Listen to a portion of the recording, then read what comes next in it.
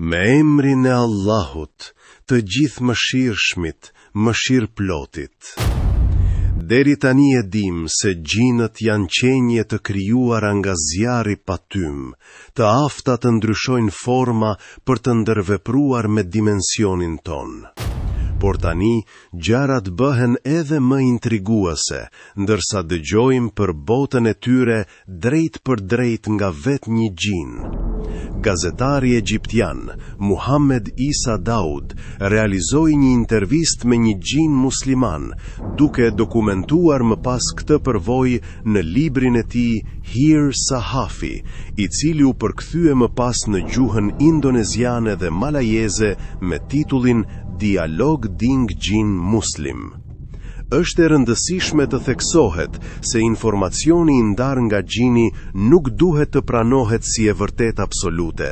Disa pohime janë në përputhje me Kuranin dhe Hadithin, duke i dhënë besueshmëri disa aspekteve të dialogut. Megjithatë, duke qenë se kjo temë ka të bëjë me të fshetën, vërtetësia e plotë e intervistës mbetet përtej verifikimit njerëzor. Le të fillojmë me intervistën. Isa Daud e nisi bisedën me pyetjen: "Kush jeni ju?" Gjini u përgjigj: "Emri im është Iban Kier dhe jam origjinalisht nga Bombay, Indi." Isa pyeti mëtej: "Sa vjeç jeni?" Gjini u ndal për një çast, duke e vëzhguar Isan thellë, sikur po përpiqej të kuptonte mendimet dhe qëllimet e tij. Isa e përsëriti pyetjen e tij. Gjini tha: "Bëj betim se nuk do të më dëmtosh." Isa u përgjigj: "Betohem në emër të Allahut të Madhërisëm se nuk do të dëmtoj." Gjini vazhdoi: "Jam ende i ri, mosha ime, krahasuar me vitet njerëzore, është si ajo e një adoleshenti, rreth 15 ose 17 vjeç." Isa sqaroi: Jo, këtë kisha parasysh. Çfarë doja të di është sa vjeç jeni realisht në termat e viteve të gjineve. Ai tha: "Jam 180 vjeç, gjë që në botën e gjineve konsiderohet mosh e re." Isa pyeti tutje: "A është babari juaj ende gjallë?" Gjini u përgjigj: "Jo. Ai vdiq në një luftë për pushtet mes tij dhe njeriut të tij të djaft. Emri i babait tim ishte Hud. Ai ishte 950 vjeç. Stërgjyshi im vdiq ndërsa po përpiqej të përgjonte një bisedë në qiell. Ai u godit nga një flak zjarri dhe vdiq në moshën afërsisht 1000 vjeç." Iban Kier shtoi: "Gjineve u është dhënë vërtet një jetëgjatësi e madhe. Shumica prej nesh jetojnë për qindra vjet, ndërsa të tjerë jetojnë për miljara vjet." Isa pyeti me habi: "Miljara vjet?" Ai u përgjigj: "Po, mes nesh ka gjinë që janë 3000 vjeç, disa janë 4000, 5000 dhe 6000 vjeç. Madje ka edhe nga ata që janë 7000 vjeç, megjithse numri i tyre është i vogël. Megjithatë, mes djajve ka nga ata si Iblisi, të cilët kanë jetuar që nga kohërat e lashta. 5 fëmijët e Iblisit, për shembull, janë ende gjallë sot." Le t'i drejtohemi tani Kuranit për të përcaktuar vërtetësinë e këtij pasazhi. Llogaria e Iban Kierit për vdekjen e gjyshit të tij mund të jetë saktë, sepse Allahu i Madhërisëm thot në suren Al-Jin: "Dhe gjinët që dëgjuan Kuranin thanë: Ne kishim kërkuar të kuptonim qiellin, por e gjetëm të mbushur me roja të forta dhe meteora.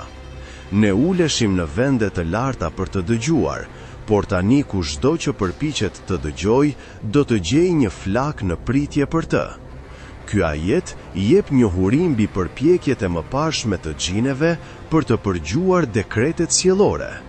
Koncepti i flakës ose zjarrit djegës që pret ata që përpiqen të dëgjojnë çështjet hyjnore sqarohet më tej në një hadith autentik.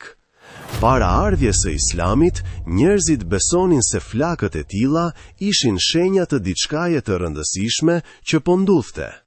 Megjithatë, profeti Muhammed, paqja qoftë mbi të, Shpjegoi se këto flak nuk ishin thjesht fenomene kozmike, por ishin në fakt flak që ndiqnin gjinet, të cilët përpiqeshin të vidhnin dije nga qejt. Ndërsa Kurani dhe hadithi nuk përmendin moshën e saktë të gjineve, ngjarjet e përshkruara në burimet e tjera tregojnë se gjinet kanë një jetëgjatësi të madhe. Sipas njërës prej këtyre ngjarjeve, Umar ibn Abdulazizi varros një gjarë për të vdekur, i cili në të vërtet ishte një gjin, dhe ai gjin kishte dëgjuar Kuranin nga profeti Muhammed, paqja qoftë mbi ta. Për më tepër, është e rëndësishme të seksohet se shejtani, i cili është një gjin, ekzistonte shumë kohë para krijimit të Ademit, gjë që mbështet më tej nocionin se disa gjin mund të jetojnë për periudha të gjata kohore. Isa rrëfeu se Ibn Kanjur ishte shumë krenar për aftësinë e tij për të memorizuar tërë Kuranin brenda vetëm 4 muajsh. Ai kishte mburur për këtë arritje para gjinëve të tjerë gjatë një tubimi, shumë prej të cilëve nuk ishin si ai. Në përgjigje, Isa i këshilloi të lavdëroj Allahun që i kishte dhuruar një forcë dhe aftësi memorizimi kaq të jashtëzakonshme, në vend që të mburrej para të tjerëve. Isa i kujtoi atij se Allahu, i cili i jep bekime të tilla, mund t'i heqë ato në çast. Me dëgjimin e këshillës së Isas, Ibn Kanjur u duki shokuar dhe menjëherë tha, Astaghfirullah. Miku i tij gjin, Dharr, i cili kishte vështirësi me memorizimin, e kujtonte shpesh atë se memorizimi pa praktik ishte i pakuptimt. Isa u pajtua me këtë perspektivë. Ai kujtoi si dikur një dietar ishte thënë për dikë që kishte memorizuar tërë Sahih Buharin, ndaj të cilit dietari kishte replikuar: "Pa veprim nuk është gjë tjetër veç se fjalë të shkruara në një libër." Isa i pyeti pastaj Ibn Kanjur i të përgjuhën më të vjetër të njohur për njerëzit. Ibn Kanjur u përgjigj se stërgjyshërit të tij, të cilët ishin goditur nga zemërimi i Allahut për të përgjuar zërat qiellor, i kishin ndarë këtë njohuri me baban e tij. Sipas tyre, paraardhësit e tyre nga India kishin trashëguar besimin se arabishtja ishte gjuha më e vjetër. Ky besim, shtoi Ibn Kanjur, ishte gjerësisht i pranuar dhe i transmetuar brez pas brezi në botën e gjineve. Isa pyeti pastaj: "Si duken gjinët?" Ibn Kanjur u përgjigj: "Njerëzit shpesh gabimisht besojnë se gjinët janë krijesat e frikshme me fytyra të deformuara, bishta si kafshët dhe tipare të tjera të shëmtuara. Këto janë supozime të pa baza dhe thjesht imagjinat njerëzore." Isa u përgjigj: "Ndonjëherë vetë gjinët janë ata që janë përgjegjës për këto ide të rreme dhe friksuese rreth pamjes së tyre. Këto janë supozime të pa baza dhe thjesht imagjinat njerëzore." Isa u përgjigj: "Ndonjëherë vetë gjinët janë ata që janë përgjegjës për këto ide të rreme dhe friksuese rreth pamjes së tyre." Si mund të jetë kjo? Ibn Kjar pyeti: "Si mund të jetë kjo?" Isa shpjegoi: "Ka djaj që me dashje marrin forma të frikshme dhe të liga për të trembur njerëzit ose për të arritur qëllime të caktuara keqdashse." Kjo mund të jetë e vërtet, ra dakord Ibn Kanjur, por njerëzit i kanë shumë egzageruar perceptimet e tyre për ne. Shumica e këtyre nocioneve nuk janë gjë tjetër veç se gënjeshtra. Djajt kanë vërtet forma të liga dhe friksuese, por gjinve musliman Allahu u ka dhuruar një formë të mirë dhe fisnike. Isa pyeti pastaj: "Leti korrigjojmë këto perceptime. Si duket forma juaj e vërtet, ashtu siç është krijuar nga Allahu?" Ibn Kanjur u përgjigj: "Nga këndvështrimi im, forma jon, ashtu siç është krijuar nga Allahu, nuk ndryshon shumë nga ajo e njerëzve, megjithse ka disa dallime të vogla. Për shembull, kokat tona janë pak më të mëdha në proporcion me trupat tona. Ndryshe nga njerëzit, sytë tanë janë të zgjatur, jo të rumbullakët si të juajt.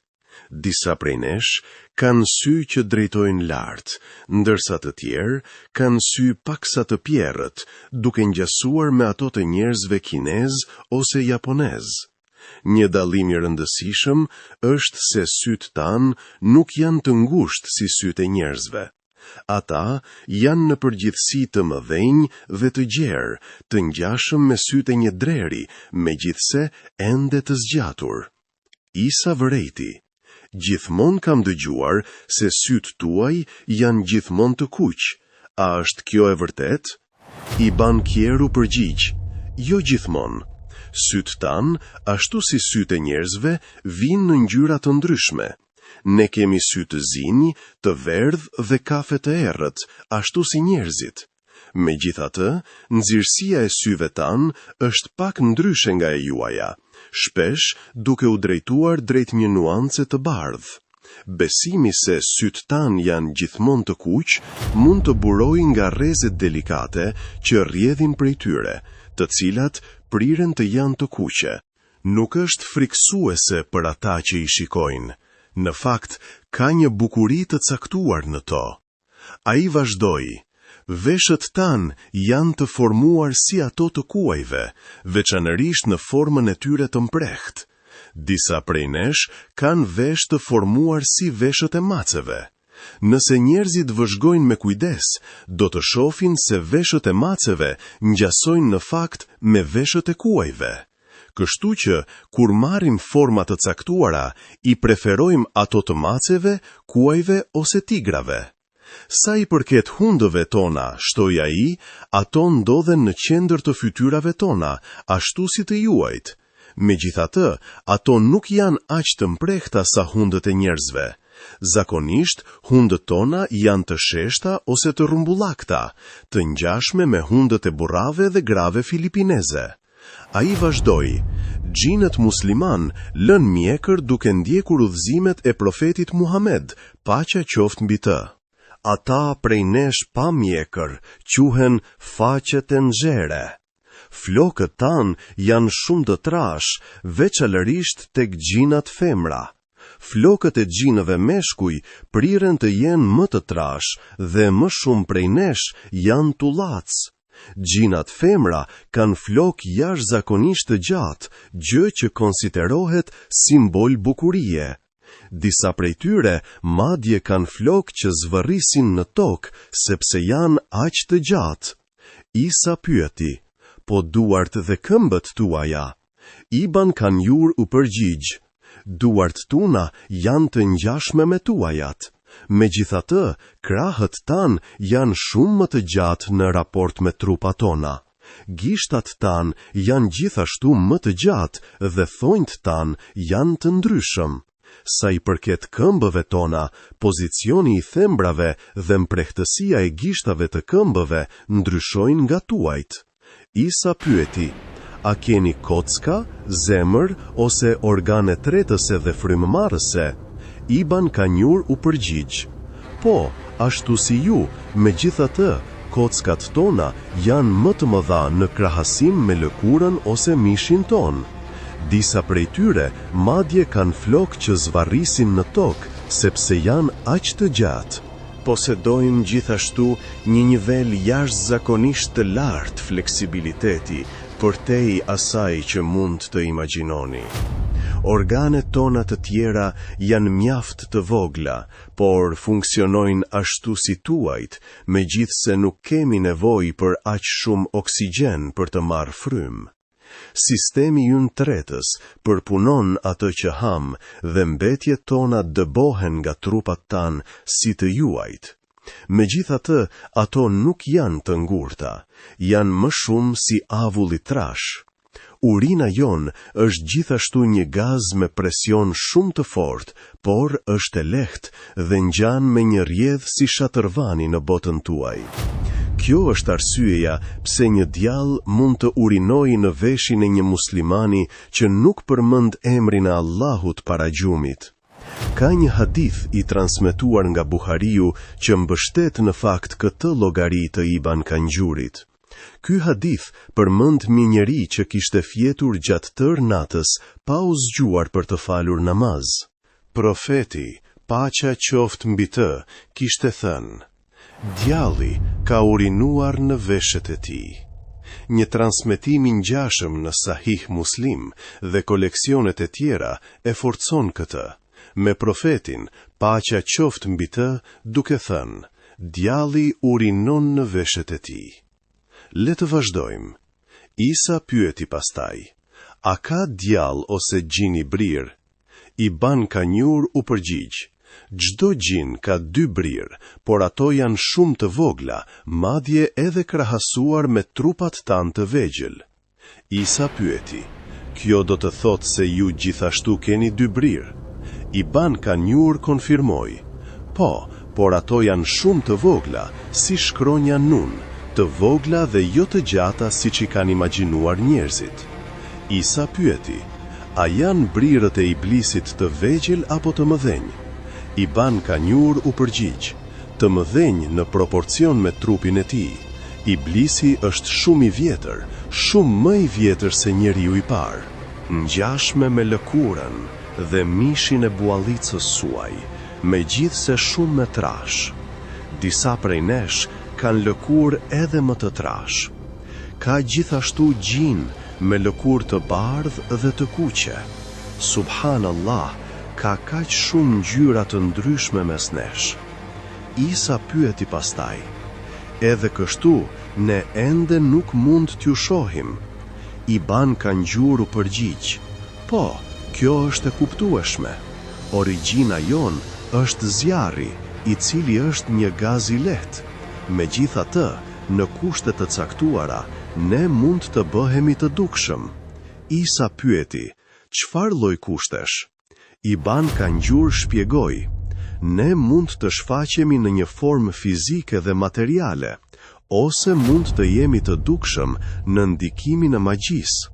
Përveç kësaj, nëse dikush pi ujë magjik, kjo gjithashtu mund të lejojë që të shihet. Ne mund të shfaqemi gjithashtu sipas vullnetit ton, ose në situata të tjera ku inevitabilisht bëhemi të dukshëm. Kjo llogari nga Ibn Kanjuri është e saktë, ndërkohë që nuk mund të konfirmoj pjesën për ujin magjik, kushtet e tjera që ai përmendi janë të vërteta. Gjinët kanë aftësinë të shndërrohen në forma të ndryshme, duke përfshirë formën njerëzore, dhe mund të marrin gjithashtu forma kafshësh, si qen, mace, kuaj, gomar dhe gjarpërinj. Dhe kur e bëjnë këtë, ne mund t'i shohim. Unë e kam shpjeguar këtë aftësi të tyre në detaje në episodin e 3 të serisë. Shumë prej nesh mund të supozojnë se Iblisi është paraardhësi i të gjithë gjinëve, ashtu si Ademi, paqja qoftë mbi të, është paraardhësi i njerëzve. Për të qartësuar këtë, Isa Daud i pyeti Ibn Kjerit: a është Iblisi paraardhësi i të gjithë gjinëve, ashtu si Ademi është i njerëzve? Ibn Kjer u përgjigj me njëherë: jo, Iblisi është pasardhësi i gjinëve, jo paraardhësi i gjinëve. Isa, ende i kuriozuar, pyeti: atëherë kush është paraardhësi i gjinëve? Ibn Kjer u përgjigj: sa di unë dhe Allahu di më mirë, emri i tij është Xhan. Isa vazhdoi: atëherë çfarë është me Iblisin? Allahu e mallkoft. Ibn Kanjur shpjegoi: Iblisi është pasardhës i Xhanit. Ai ishte shumë inteligjent si engjëjt, por pastaj u bë i ligë dhe arrogant, siç e dini nga fjalët e Allahut, kur ai u tha engjëjve të bien në sejdë para Ademit, të gjithë ranë në sejdë me përjashtim të Iblisit. Ai ishte nga gjinët dhe nuk i bindej ordrit të Zotit të tij. Ku jetojnë gjinët? Gjinët kishin banuar dhe kishin themeluar shumicën e qyteteve dhe qendrave të tyre qeverisëse mbi ujë. Megjithatë, ka gjithashtu qytete dhe qendra qeverisëse të vendosura në pjesët e thella të oqeaneve dhe lumenjve. Përveç kësaj, ata banojnë në shkretëtira të gjera, vende të largëta, male dhe gryka të tyre, duke përfshirë shpella dhe pyje. Nëse këta gjinë musliman shohin banorët musliman të një shtëpie që nuk ndjekin urdhrat e Allahut, ata e lën me pikëllim atë shtëpi për të kërkuar një tjetër ku banorët i binden Allahut. Isa pyeti pastaj i ban kanjurin: "A mund t'i shihni gjinët që jetojnë në shtëpinë time?" I ban kanjuru përgjigj: "Po, mund t'i shoh. Allahu elhamdulillah, të gjithë janë musliman. Mes tyre janë Sara dhe Mariami, dy vajzat gjine të një gjini të quajtur Zubida. Emri i burrit të saj është Muhammed. Aktualisht, disa nga fëmijët e tyre janë duke ndenjur në çatinë e shtëpisë suaj." Isa pyeti: "A shqetësohen ndonjëherë Muhamedi dhe vëllezërit e motret e tij nga zogjt ose kafshet e tjera që banojnë gjithashtu në çatinë e shtëpisë time?" I ban kanjuru përgjigj: "Alhamdulillah, ata ndenjën aty gjatë tërë ditës, pa u shqetësuar. Kur ju përgatisni ushqim, ata zbresin për të ngrënë me ju. Pasi mbaroni dhe hiqni pjatat, ata thonë Alhamdulillah dhe kthehen në çati. Kur bie nata, ata falin namazet e tyre dhe pastaj kthehen të ndenjë në çati.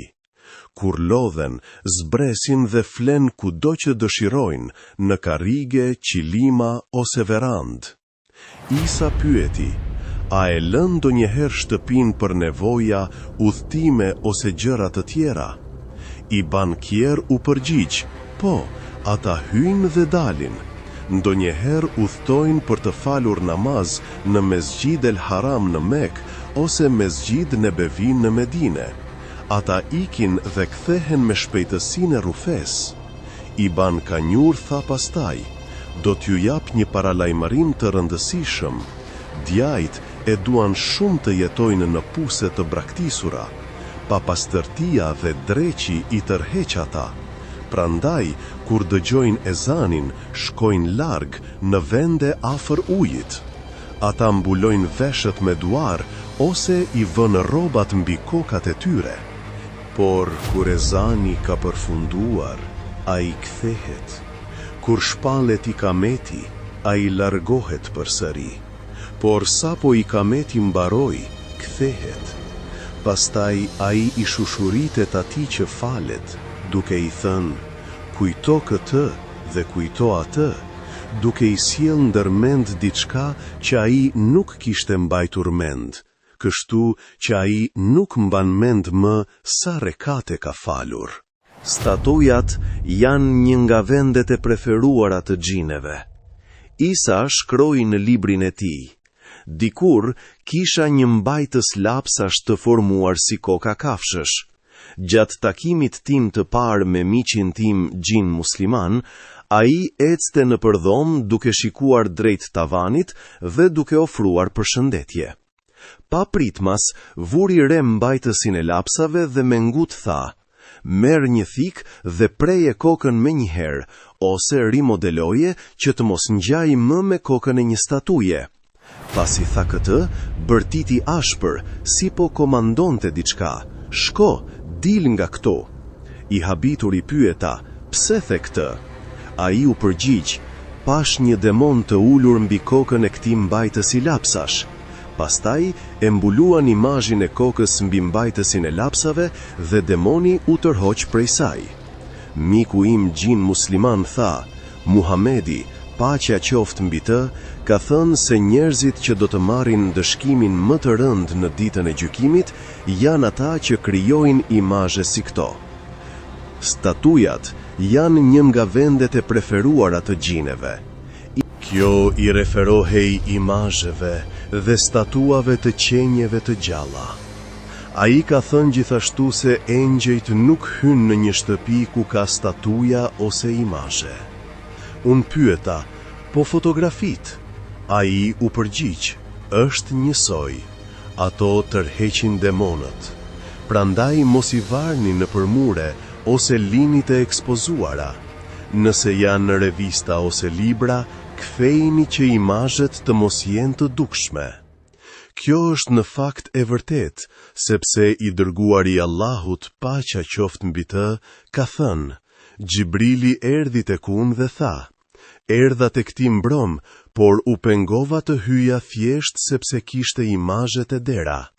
Kishte një perde të dekoruar me imazhe në shtëpi, dhe kishte një qen në shtëpi. Prandaj urdhëro që koka e imazhit, e cila është brenda shtëpisë, të pritet, kështu që të ngjajë me formën e një peme. Urdhëro që perdja të pritet dhe të bëhet 2 jastëk të shtruar në të cilët mund të vendosen këmbët, dhe urdhëro që qeni të nxirret. I dërguari i Allahut pastaj e bëri këtë. Pastaj Isa pyeti Iban Kangjurin, ju flisni për magnetizmin që tërheq gjinat. A është kjo magnet literal, apo ishte thjesht metaforë për ta bërë më të lehtë të kuptueshëm? Jo, tha ai me zell.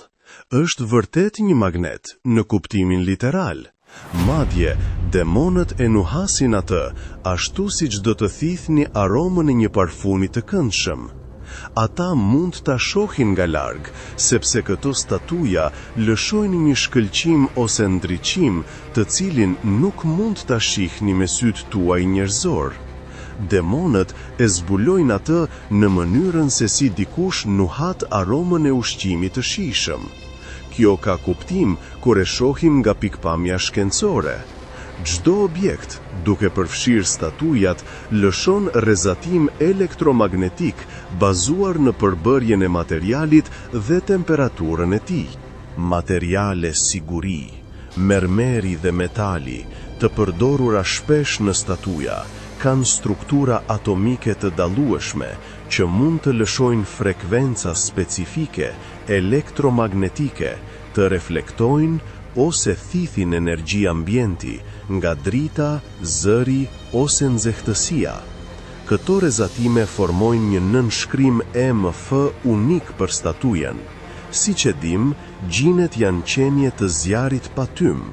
Kjo sugjeron se ekzistenca e tyre mund të jetë më e lidhur me energjinë sesa me materjen. Nëse bëjmë paralele me entitete si peshkaqenët, të cilët zbulojnë fushat elektrike përmes organeve të specializuara, gjinët mund të kenë gjithashtu një aftësi të lindur për të perceptuar EMFT ose rrezatimet. Duke qenë të bëra nga energji si zjarri, gjinët mund të rezonojnë me rrezatime specifike. Objektet që lëshojnë EMF të dallueshme mund të tërhiqin teorikisht vëmendjen e tyre për shkak të rezonancës vibracionale, ashtu siç peshkaqenët zbulojnë fushat elektrike duke përdorur ampulat e Lorenzinit. Gjinët mund të zbulojnë EMF ose rrezatime delikate. Kjo aftësi do t'u lejonte atyre të ndjenin objekte me nënshkrime unike energjie, si statujat. Për më tepër, disa insekte dhe kafsh zbulojnë sinjale kimike, feromone, nga milja larg. Këto sinjale, si rrezatimet, janë të padukshme për syrin e lartë, por janë thelbësore për ndërveprim. Tërheqja e gjinëve ndaj statuave mund të konceptualizohet si një fenomen rezonance, ku profili unik i rrezatimit dhe energjisë së statuave përputhet me ndjeshmëritë e gjinëve. Për më tepër, profeti Muhammed, paqja qoftë mbi të, urdhëroi në mënyrë të përsëritur shkatërimin e statuave.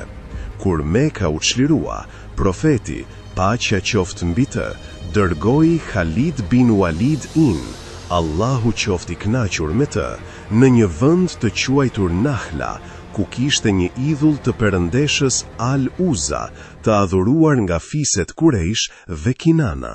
Khalidi, në krye të 30 kalorësve, arriti në vend dhe shkatroi idullin. Me kthimin e tij, profeti Muhammed, paqja qoftë mbi të, e pyeti nëse kishte parë diçka tjetër atje, ndaj të cilit Khalidi u përgjigj se jo. I u tha se idulli nuk ishte shkatruar dhe se ai duhej të kthehej dhe ta kryente detyrën. Khalidi, Allahu qofti kënaqur me të, u kthye sërish në Nakhla dhe këtë herë pa një idull tjetër dhe atje pa një grua të zezë abisine, etiopiane, lakuriq me flok të shprishur. Ai e goditi me shpatë dhe e ndau në 2 pjesë. Sipas dietarit musliman Sauret Rahman el Mubarakpurit, ai u kthye dhe i tregoi historinë profetit, i cili pastaj konfirmoi përmbushjen e detyrës, duke thënë se gruaja e zezë etiopiane ishte Al-Uzza e vërtet. Ibn Abasi, Allahu qofti kënaqur me të, tha: Al-Uzza ishte një dreqesh. Kjo histori shpjegon se, me të vërtet, djajt kanë diçka për statujat. Lodrat e fëmijëve, edhe pse ngjasojnë me statuja, nuk tërheqin xhinët si statujat e tjera, veçanërisht kur fëmijët luajnë me to. Arsyeja pas kësaj dallimi njihet vetëm nga Allahu, i gjithdijshmi. I bankier këshilloi: jini të kujdesshëm dhe shmangni lënien e ndonjë dhome të shtëpisë suaj të papërdorur, qoftë për gjumë apo për t'u angazhuar në kujtimin e Allahut. Nëse lini një hapësirë bosh, si dhoma juaj e gjumit, një djallë mund ta zërë dhe të banojë në zonën e lirë. Ky këshill mbështetet nga një hadith i gjetur në Sahih Muslim, ku profeti Muhammed, paqja qoftë mbi të, ka thënë: dhoma e parë është për burrin, e dyta për gruan e tij, e treta për mysafirët dhe e katërta për djallin. Jeta e gjineve ngjan shumë me atë të njerëzve. Ka dashuri dhe urrejtje, marrëveshje dhe konflikt, dashuri dhe armiqësi.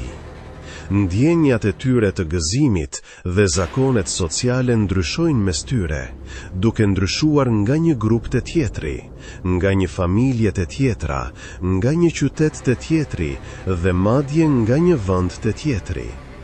Periudha e shtatzënisë për gjinet është më e gjatë se ajo e njerëzve, duke zgjatur deri në 15 muaj. Ata zakonisht lindin 7 deri në 9 fëmijë, megjithse në disa raste mund të kenë deri në 12 fëmijë. Mundësia e martesës mes njerëzve dhe gjineve konsiderohet pothuajse e pamundur për shkak të ndryshimeve të rëndësishme në natyrën e tyre. Allahu i Madhërisëm e ka bërë të qartë këtë në Kur'an, duke thënë: dhe mes shenjave të tij është se ai krijoi për ju shoke nga gjiri juaj, që të gjeni qetësi pranë tyre, dhe vuri mes jush dashuri dhe mëshirë. Ky ajet zbatohet për të dyja, gjinët dhe njerëzit, duke theksuar se njerëzit janë menduar të jetojnë me njerëzit e tjerë dhe gjinët me gjinët e tjerë. Ibn Tejmia ka përmendur se i vetmi mënyrë e mundshme që martesa mes një gjini dhe një njeriu të ndodh është nëse gjini manifestohet në formë njerëzore. Megjithatë, edhe në këtë rast, lindja e një fëmije nga një bashkim i tillë është e pamundur për shkak të ndryshimeve të rëndësishme biologjike mes 2 specieve. Në fund të fundit, realiteti i çështjeve të tilla qëndron vetëm tek Allahu dhe vetëm ai e di plotësisht se çfarë është e mundur. Para se të mbyllim këtë kapitull, dua të ndaj një histori magjepse që u botua të hënën më 26 mars 1997. Ndërkohë që autenticiteti i kësaj llogarie mbetet i pasigurt, nëse është e vërtet, mund të ofroj dëshmi bindëse se gjinët janë qenje të një dimensioni më të lartë, me njohuri që te i kalon atë të njerëzve në shumë fusha. Gazeta kuvajtiane ditore, Al-Kabas, e përfshiu këtë histori në shtojcën e saj. Ajo tregon për një grua nga një familje kopte e krishterë, e cila vuajti nga kanceri për 5 vjet. Emri i saj ishte Zmjesa Mahavadi, 57 vjeçe, banore e Manjal, një lagje e Kairos. Një ditë, ajo ndjeu dhimbje të forta koke, të shoqëruara me dhimbje të forta stomaku. Burri i saj, zë Safaut Girgjis, e çoi me nxitim në spital, ku mjekët e diagnostikuan me kancer. Megjithatë, ata informuan se operacioni ishte i pamundur, pasi kanceri ishte fshehur në një vend të vogël brenda stomakut të saj, pa asnjë zgjidhje mjekësore. Ajo u dërgua në shtëpi. Një muaj më vonë, Zmjesa Maha ra në gjendje kome që zgjati për një muaj të tërë. Gjatë kësaj kohe, mjekët e mbajtën gjallë me injeksione glukoze dhe transfuzione gjaku. Kur ajo rifitoi ndërgjegjjen, zbuloi se ishte paralizuar. I dëshpëruar, burri i saj kërkoi ndihmën e një prifti, i cili i udhëzoi të kryej rite specifike fetare. Fatkeqësisht, këto përpjekje rezultuan të kota. Kanceri u përhap deri të mëlçia dhe mjekët e informuan familjen se ditët e saj mbetur ishin të numëruara. Gjatë kësaj periudhe të vështirë, një fqinj muslimane, e cila kishte kthyer rishtas nga haxhi, sugjeroi që Zmjesa Maha të recitonte disa ajete të Kuranit. Duke ndjekur këtë këshill, ajo filloi të ndihej pak më mirë dhe arriti të flinte për herë të parë në muaj. Burri i saj e mbështeti duke sjellë regjistrime të recitimeve kuranore, të cilat ajo i dëgjonte rregullisht. Një natë, në nëntor 1978, Zmjesa Maha bëri një kërkesë të pazakont. Ajo i kërkoi burrit të saj të blinte një shishe parfumi të klasit më të lartë, eau de cologne, dhe ta ndihmonte të lante tërë trupin e saj me të. Pastaj i kërkoi atij të fik dritën dhe ta linte vetëm, pasi dëshironte të përjetonte errësirën e plotë. Dyk besuar se ajo mund të po përgatitej për momentet e saj të fundit. Burri i saj u lut për lehtësimin e saj dhe respektoi dëshirat e saj. Të nesërmen në mëngjes, kur burri i saj trokiti në derën e saj, nuk pati asnjë përgjigje. Ai e shty derën me forcë dhe u prit me një pamje mahnitëse. Zmjesa Maha shtrihej pa ndjenja, me pjesën e sipërme të trupit të mbështjell me fash mjekësore dhe pjesën e poshtme të trupit të mbuluar me një çarçaf të bardhë. I shokuar dhe i hutuar, ai thirri fëmijët dhe fqinjët për të dëshmuar skenën. Pak më pas, ai thirri mjekët, të cilët kryen teste mjekësore. Për habin e tyre, ata gjetën prova të një procedure kirurgjikale jashtëzakonisht delikate. Ata këshilluan transferimin e saj në spital për ekzaminim të mëtejshëm. Në spital, mjekët deklaruan se kanceri ishte çrënjosur plotësisht nga stomaku dhe mëlçia. Operacioni, megjithse misterioze, dukej të ishte një sukses i plot. Kur Zmjesa Maha rifitoi ndërgjegjen, ajo ndau llogarinë e saj të jashtëzakonshme me një korespondent nga Al-Kabas, i cili e vizitoi në Kairo. Duke luftuar lotët, ajo rrëfeu se atë natë të ngjarjes misterioze u fjet ndërkohë që recitonte ajete nga Kurani. Rreth mesnatës, ajo u bë e vetëdijshme për një ndjesi të çuditshme. Megjithse gjysmë e vetëdijshme, ndjeu si të ishte plotësisht e ekspozuar, me figura të padukshme duke e rrethuar shtratin. Ajo nuk mund të shihte fytyrat, por ndjente praninë e tyre. Ajo përshkroi përvojën e jashtënatyrshme të barkut të saj të hapurit pa dhimbje, duarëve të padukshme që hiqnin me kujdes pjesët e sëmura dhe plagëve të saj që fashoheshin. Një copë pambuk u vendos në gojen e saj dhe ajo ra në gjendje kome që zgjati 3 ditë. Besohej se këto entitete ishin gjin musliman të avancuar në fushën e mjekësisë.